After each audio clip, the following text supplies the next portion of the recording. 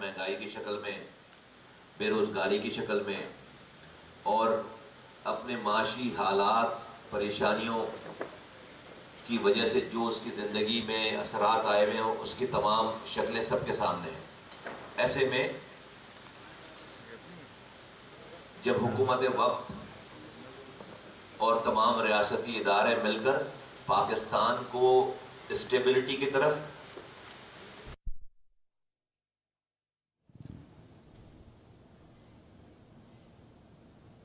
اس وقت آپ کو بتائیں کہ رہنما ایم کیو پاکستان مصطفیٰ کمال نیوز کانفرنس کر رہے ہیں۔ انہوں نے کہا کہ تمام معاملات کو برابری کی سطح پر لے کے چلنا چاہتے ہیں۔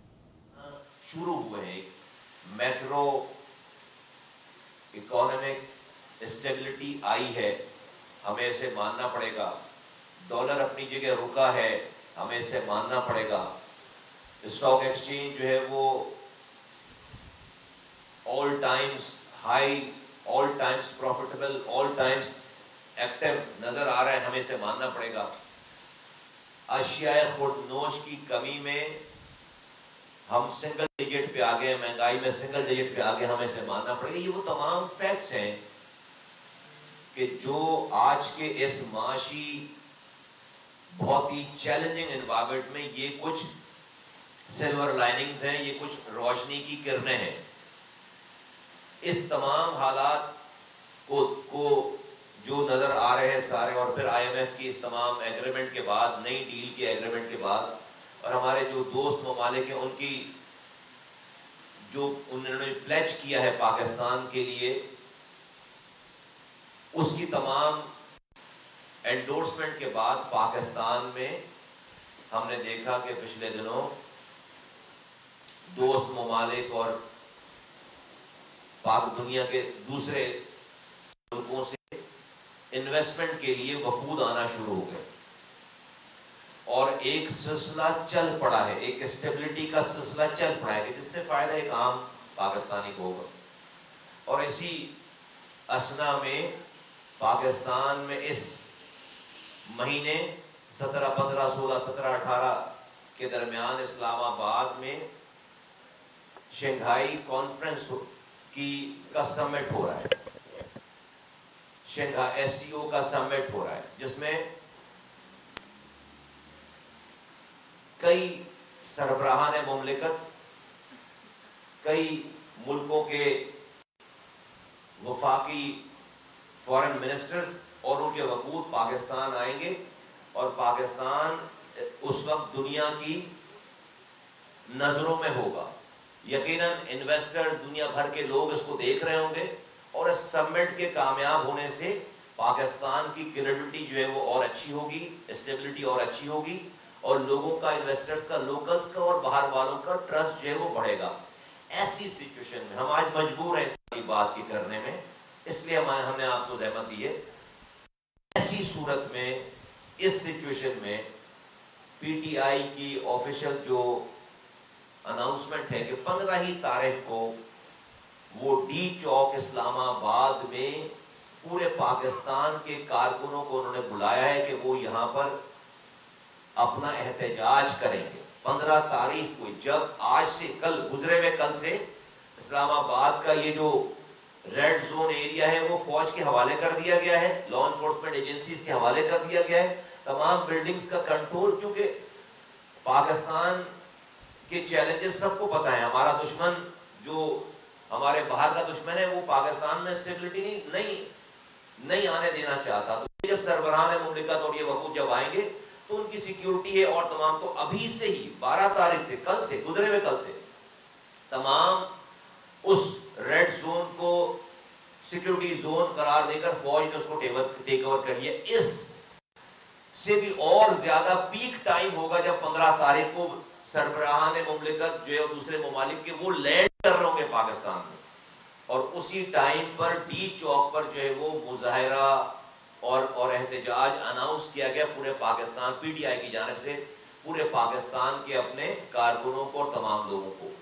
سیاست سے ہمیں کوئی اختلاف نہیں ہے، احتجاج سیاست کا حصہ ہے، جمہوریت کا حصہ ہے، آپ کے اپنے گریونسز ہیں، بالکل حصہ ہے ساری چیزیں، لیکن ہماری سیاست، ہماری گریونسز، ہماری اپنی ذات، ہماری اپنی پارٹی، اس ملک کے وقار، اس ملک کی سالمیت سے زیادہ اوپر نہیں ہے.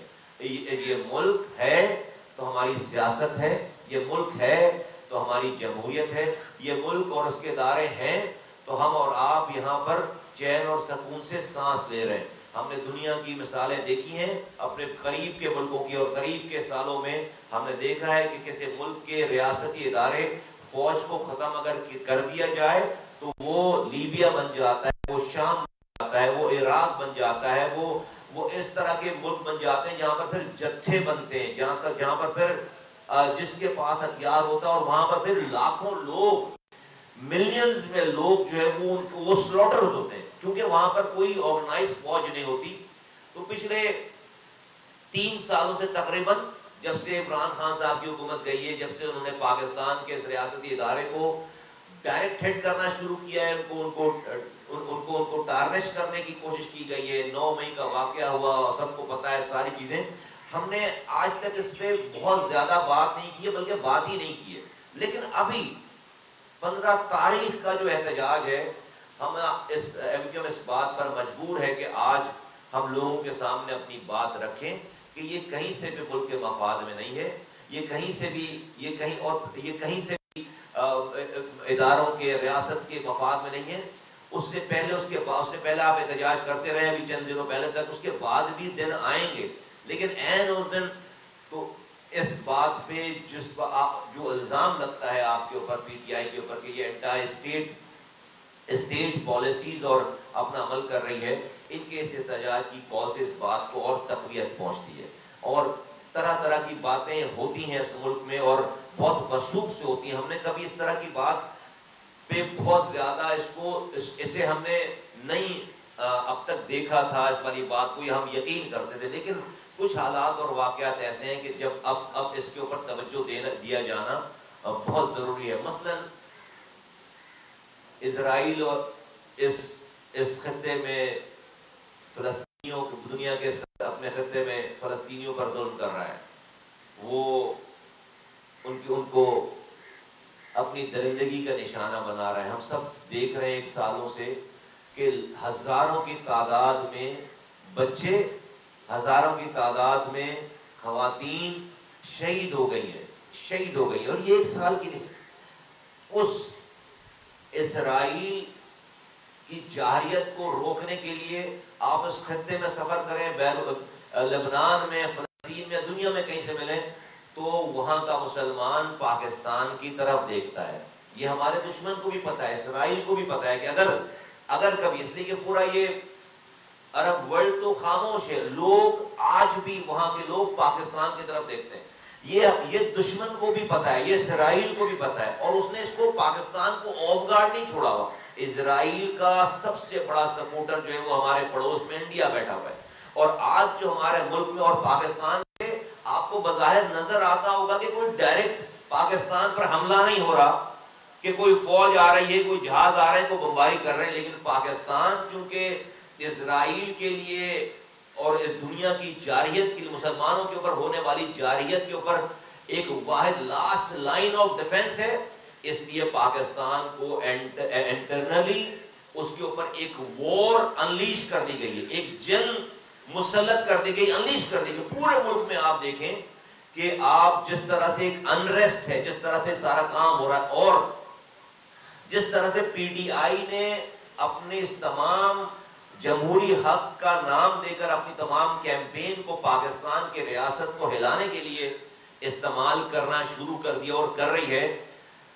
ہمیں اس والی بات پر تشویش ہے کہ اس کی انویسٹیگیشن ہونی چاہیے کہ آیا کیوں کہ جب پاکستان کی طرف فلسطین کے مسلمان امید بھری نگاہ سے دیکھ رہے ہیں پاکستان مضبوط ہوگا تو کسی کی مدد کر سکے گا. اسرائیل کو دشمن کو پتا ہے، اور وہاں پر پاکستان کو کھوکھلا کرنے کے لیے سیاست سے کسی کو منع نہیں ہے، احتجاج سے کسی کو منع نہیں ہے. گریونسز سب کے ہیں، سب کو جو حکومت کر رہے ہیں ان سے بھی پوچھیں، ان کو بھی ریاست سے کئی شکایتیں ہوں گی. آپ سارے کام کریں، لیکن ریاست کو اور اس کے اداروں کو کھوکھلا کرنے کی اجازت کبھی کسی نے نہیں دی، اور کبھی کوئی نہیں کرتا ملک سے وفاداری کرنے والا. اس دور میں جب آپ ریاست پہ اٹیک کرتے ہیں، پاکستان کی سالمیت کو اندر سے اس کے اوپر اٹیک کر رہے ہیں، تو اس والی بات کا اور کیا مطلب لیا جائے کہ آپ دشمن کے ہاتھوں میں کھیل رہے ہیں، آپ اسرائیل کے ایجنڈے کو یہاں پر اس پر عمل پیرا ہے۔ ابھی چند پہلے کی تو بات ہے، پاکستان کی تاریخ میں پہلی دفعہ 75 سالوں میں ہوا ہے کہ کسی پاکستان کے لیڈر کی تعریف میں آرٹیکلز لکھے جائیں اسرائیل کے اخباروں میں، ایک دو نہیں، بیک ٹو بیک جو ہے وہ تین آرٹیکلز، تین جو ہے وہ اخباروں کے صفحے سیاہ کیے گئے، صرف جو ہے وہ خان صاحب کی تعریف میں بتایا گیا کہ یہ ہماری بیسٹ بیٹ ہے۔ بتایا جا رہا ہے اس میں کہ جو ہے وہ جب امریکہ میں نیا پریزیڈنٹ آئے گا، جب یہ کیا نام ہے اس کا، امریکن ٹرم جب آئے گا تو وہ جو ہے وہ خان صاحب کو جو باہر لے آئے گا اور وہ جو ہے وہ اسرائیل کے مفادات کو سیف گارڈ کریں گے۔ یہ والی بات لکھی جا رہی ہے، کوئی آفیشیل ڈینائل نہیں ہے۔ پھر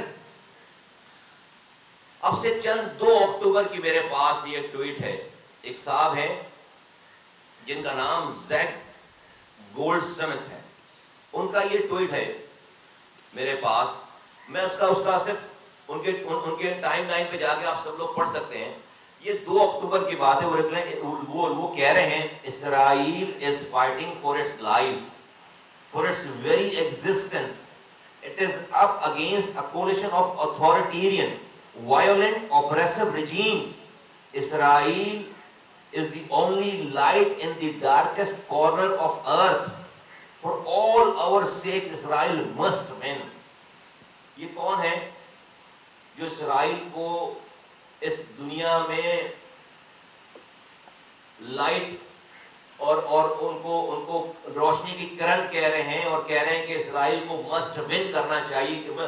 مسٹ ون کرنے کا مطلب ہے کہ وہ ایک ایک فلسطینیوں کو، ایک ایک مسلمان کو مار دے، جب ہی جیتے گا نا۔ وہ تمام بیروت کو، لبنان کو تباہ برباد کر دے، ایک ایک انسان مار دے جب جیتے گا۔ کون صاحب ہیں یہ زیک گولڈ سمتھ؟ یہ وہ صاحب ہیں جن کی کیمپین چلانے کے لیے، میئر کے الیکشن کی کیمپین چلانے کے لیے عمران خان صاحب یہاں سے گئے تھے لندن۔